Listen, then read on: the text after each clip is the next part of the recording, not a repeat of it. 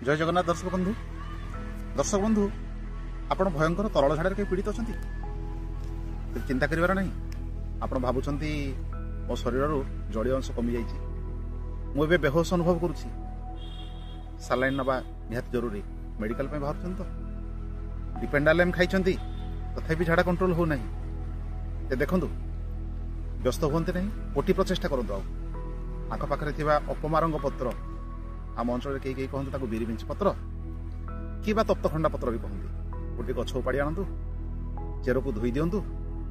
शिଳରେ 5-6टी गोलमर्च सहित बाटी दिंतु ताकू कपे पानी सहित पी दिंतु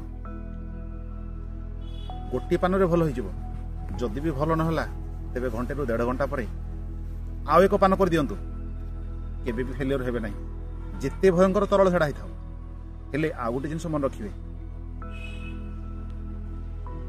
झाड़ा हेबा क्षणी लुण लेंबू सरबत कि ओआरएस पानी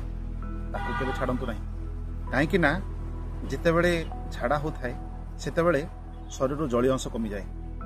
सोडियम लेवल कमी जाए ओआरएस कि लुण लेंबू सरबत पीले सोडियम केबे कमे नहीं आ सरबत आम रखिथिबे जेमिति झाड़ा हेउथिले मध्य आपनको परिश्रा लागिबा दरकार अर्थात जदि परिश्रा लागुची आपण जानिबे जे मु बेहोश हेबी नाही मो शरीर रे जलीय अंश कमी नाही मो शरीर रे सेतिक ताकत अछि मु जेतिक फाइट करि परिबे निश्चित करिवे ना।